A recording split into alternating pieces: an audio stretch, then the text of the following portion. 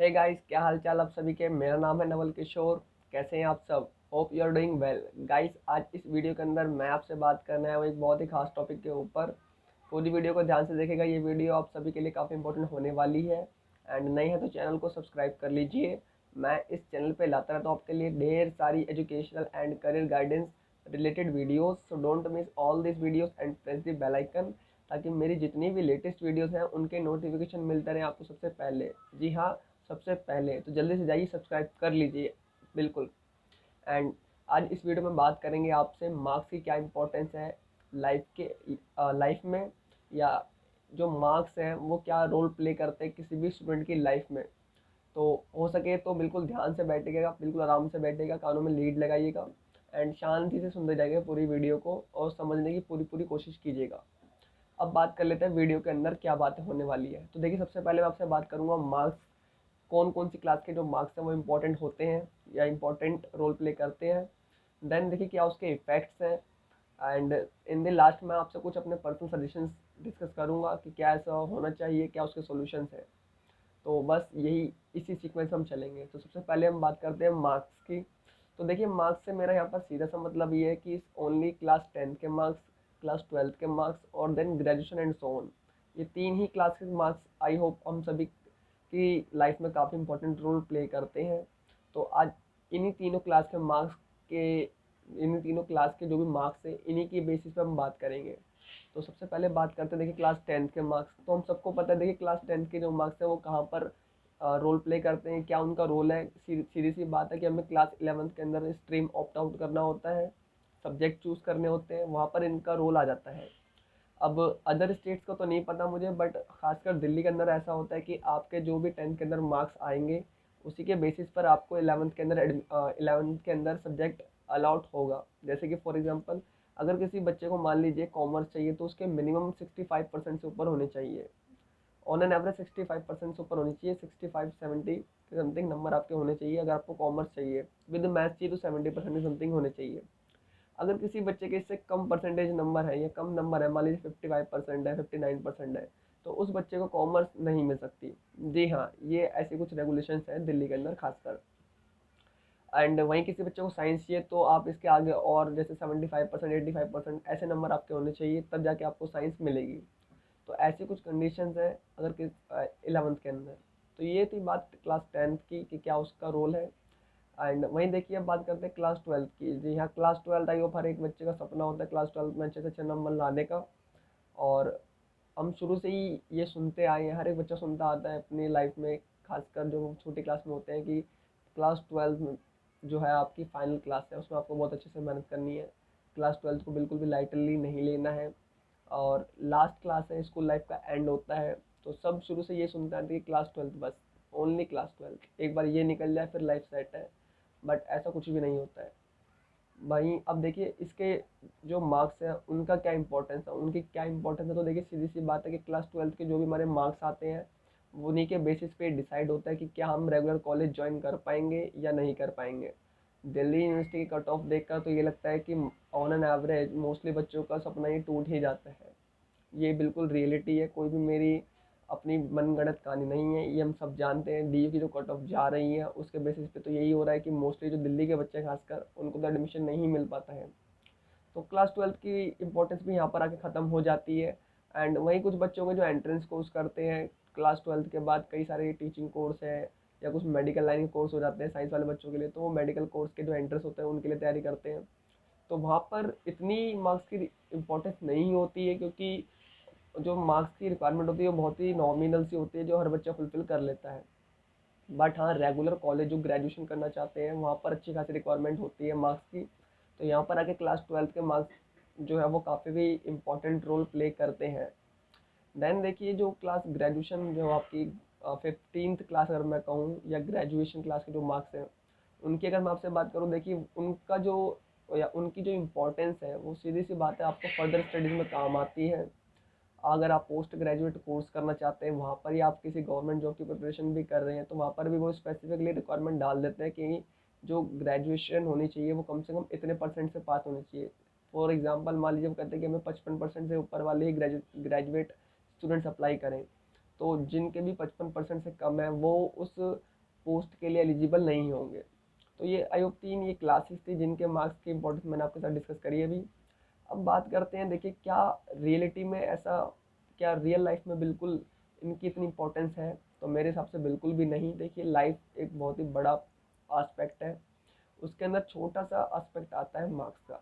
But अब हो क्या रहा है कि शुरू से ही एक कंडीशनिंग ऐसे कर दी जाती है किसी भी स्टूडेंट की या हर एक स्टूडेंट की कि उन्हें सिर्फ मार्क्स ही दिखाई देते हैं, मार्क्स दिखाई देते हैं, मार्क्स सुनाई देते हैं। वो सिर्फ मार्क्स ही सुनते आते हैं, मार्क्स ही देखते आते हैं। तो शुरू से ही एक ऐसी दिमाग में उनकी मेंटल स्टेट ऐसी बन जाती है कि वो सिर्फ मार्क्स के पीछे ही पड़े रहते हैं, मार्क्स के लिए ही पढ़ रहे होते हैं। अब क्या ये सही अप्रोच है? तो मेरे हिसाब से बिल्कुल भी नहीं, ये बिल्कुल भी सही अप्रोच नहीं है। मार्क्स के लिए ही पढ़ना आपको किसी भी हालत में सक्सेसफुल नहीं बना सकता। अब सक्सेसफुल का मेरा यहाँ पर सिंपल सा मतलब ये है, एक नॉलेजेबल पर्सन जिसने जितनी पढ़ाई करी है उसको उतने लेवल की अच्छे से नॉलेज है, अच्छे से अंडरस्टैंडिंग है, नंबर से ज़्यादा ही, कम नहीं। तो मेरी सक्सेसफुल की डेफिनेशन ये है फिलहाल इस वीडियो के अंदर। अब देखिए आगे चलते हैं, इसके क्या इफेक्ट्स निकल कर आ रहे हैं। तो देखिए सबसे पहला जो इफेक्ट निकल कर आ रहा है नेगेटिव इफेक्ट्स की अगर मैं बात करूँ, सबसे पहला प्रेशर। स्टूडेंट्स के ऊपर अगर आप देखें इतना प्रेशर है आजकल, आज के टाइम पर अगर आप देखें छोटे छोटे से बच्चे, उनके बैग अगर आप देखें तो उसमें मतलब इतनी बुक्स होती हैं जितनी आप अपने पूरे साल में लेके नहीं गए होंगे, इतनी इतनी बुक्स आजकल वो लेके जा रहे हैं। तो ये प्रेशर है, ये कंपटीशन है, उसी का असर है जो मार्क्स की रिक्वायरमेंट बढ़ती जा रही है। देन देखिए सेकंड जो नेगेटिव इफेक्ट निकल के आ रहा है वो कंपटीशन। सीधी सी बात है, अगर हम आज के टाइम पर देखें इतना कंपटीशन बढ़ गया है किसी भी स्ट्रीम में या किसी भी कोर्स में, किसी भी पढ़ाई में, कि जिसे कहते हैं कि एक एवरेज स्टूडेंट की तो गुंजाइश ही नहीं रहेगी कि वो भी कुछ कर पाएगा। तो ये एक नेगेटिव इफेक्ट है। देन थर्ड कि जो स्टूडेंट्स की लाइफ है वो अपनी लाइफ को लेकर काफ़ी नैरो माइंडेड हो गए हैं, बहुत ही छोटी सोच हो गई है लाइफ को लेकर। उनके लिए सिर्फ वो एक कोर्स पर्टिकुलर या पर्टिकुलर स्ट्रीम या पर्टिकुलर मार्क्स, जो भी एक्स वाई जेड, वही इंपॉर्टेंट है, लाइफ से बढ़कर है इवन। और यही एक रीज़न है जिसकी वजह से अगर आप देखें तो सुसाइड केसेस है, नंबर ऑफ स्टूडेंट्स के वो काफ़ी इंक्रीज हो रहे हैं ईयर बाय ईयर। अब एक लास्ट नेगेटिव इफेक्ट मैं आपके साथ डिस्कस कर लेता हूँ। लास्ट क्या है? Rat race. Rat race simple सा क्या है? भेड़ चाल। रैट रेस सिंपल सी बात क्या है यहाँ पर देखिए, एक होता है ना, भेड़ चाल सी हो गई है, हर कोई एक ही लाइन को फॉलो कर रहा है, कोई भी कुछ नया ट्राई करने की कोशिश बिल्कुल भी नहीं कर रहा है। उसके पीछे सिंपल सा रीज़न क्या है कि सब जो सुनते आ रहे हैं, जो अपने सीनियर से देखते आ रहे हैं, वही वो फॉलो करते जा रहे हैं। तो अब ये एक बिल्कुल कोई सही अप्रोच तो नहीं है। अगर सब एक ही जगह जाएंगे, सब एक ही चीज़ फॉलो करेंगे तो कुछ नया कैसे होगा? और कंपटीशन है वो तो बढ़ेगा ही बढ़ेगा। अब बात करते हैं, ये कुछ थे नेगेटिव इफेक्ट्स एंड मार्क्स की मैंने आपके साथ बात करी। अब बात करते हैं देखिए क्या इसके सॉल्यूशंस होने चाहिए। तो सॉल्यूशंस, सबसे पहला सॉल्यूशन तो मेरे हिसाब से देखिए ये होना चाहिए, क्लास 10th के जो मार्क्स हैं वो बिल्कुल मतलब उनको कंसीडर नहीं करना चाहिए किसी भी स्ट्रीम को अलॉट करने में। वो एक स्पेसिफिक रिक्वायरमेंट नहीं होनी चाहिए। स्ट्रीम जो है किसी भी बच्चे को देना चाहिए without on the basis of number. हाँ, स्ट्रीम देने से पहले आप उसको अच्छे से गाइड कीजिए, उसकी अच्छे से करियर काउंसलिंग कीजिए, उसको प्रॉपर नॉलेज दीजिए।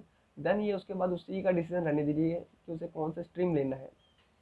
ऐसे ऐसा करने से होगा क्या देखिए कि इन फ्यूचर कल को जब वो क्लास 12th में आएगा तो वो इतना स्ट्रांग हो जाएगा अंदर से कि वो अपना डिसीजन खुद और ले सकता है अच्छे से कि उसे इन लाइफ क्या करना है, कौन सा प्रोफेशन अपनाना है, जॉब करनी है, बिजनेस करना है, क्या करना है, वट एवर, वो उसका डिसीजन रहेगा। तो अगर आप शुरू से ही उसको इतनी फ्रीडम देंगे तो आगे चल के उसको लाइफ में कभी इतनी प्रॉब्लम नहीं आएगी और वो अपने आप को अंडर एस्टिमेट बिल्कुल भी नहीं करेगा, जो कि आजकल हो रहा है काफ़ी स्टूडेंट्स के साथ।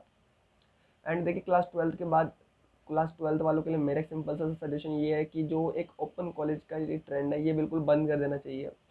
सरकार को मेरे हिसाब से ओपन कॉलेज का सिस्टम बिल्कुल ख़त्म करना चाहिए। क्लास 12th का हर एक बच्चे को रेगुलर कॉलेज मिलना चाहिए। बट वहीं साथ साथ देखिए होना क्या चाहिए, रेगुलर कॉलेज में या तो ग्रेजुएशन कोर्स के लिए जाते हैं बच्चे या किसी एक स्पेसिफिक एंट्रेंस कोर्स के लिए जाते हैं, तो यही दो रूट होने चाहिए। साथ ही साथ हाँ, अगर आप कोई स्किल बिल्डिंग का कोर्स डालना चाहते हैं, जैसे कि आजकल हम देख रहे हैं एआई आर्टिफिशियल इंटेलिजेंस का है, कोडिंग का है, ये काफ़ी सारे आप देख सकते हैं कोर्सेज हैं स्किल बिल्डिंग के, ये आप साथ में इंट्रोड्यूस कर सकते हैं रेगुलर बेसिस पे, तो ये बहुत ही अच्छा रहेगा। बट ओपन कॉलेज का ट्रेंड ख़त्म कर देना चाहिए।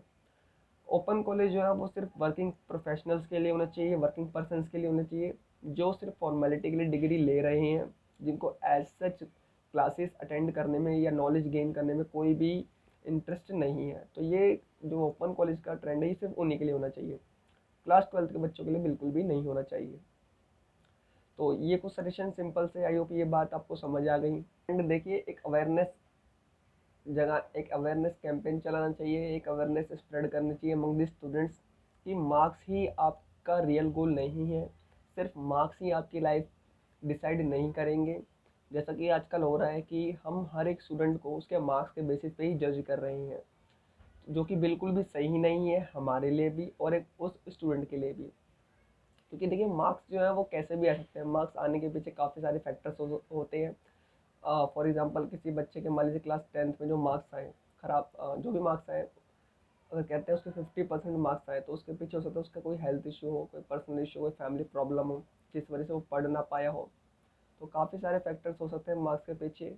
तो सोलली मार्क्स कंसीडर करना किसी भी स्टूडेंट्स की एबिलिटी को जानने के लिए ये एक बैड डिसीज़न है, ये कोई भी राइट डिसीज़न बिल्कुल भी नहीं है। और इससे होगा क्या, देखिए, जैसे अगर आप मार्क्स को साइड कर देंगे तो एटलीस्ट वो जो स्टूडेंट है वो फ्रीली अपनी स्किल्स है या अपना जो टैलेंट है, अपनी एबिलिटीज़ है, वो उनको ट्राई कर सकता है। और वो जो कुछ भी लाइफ में करना चाहता है वो कर सकता है। वो कल को अपने आप को अंडर एस्टिमेट बिल्कुल भी नहीं करेगा अगर हम मार्क्स की बात ना करें तो ये एक राइट अप्रोच होनी चाहिए। और वहीं देखिए, साथ साथ स्टूडेंट्स को शुरू से ही हमें एक ऐसी कंडीशनिंग में डालना चाहिए कि जहाँ पर हम उन्हें नॉलेज के लिए इंस्पायर करें कि वो नॉलेज के लिए पढ़े, ना कि मार्क्स के लिए। क्योंकि मार्क्स तो एक लिमिटेड अप्रोच है। देखिए, मार्क्स की जो वैल्यू है वो एक लिमिटेड दायरे में ही है, लेकिन नॉलेज की कोई लिमिटेशन बिल्कुल नहीं है। तो आई होप ये बात आपको समझ आ गई है। मैं इस पूरी वीडियो में मैंने आपसे यही बातें करनी थी। एंड बस, आपने पूरी वीडियो ध्यान से देखी। And thank you very much. Stay connected with this channel, keep learning, keep growing. Bye bye.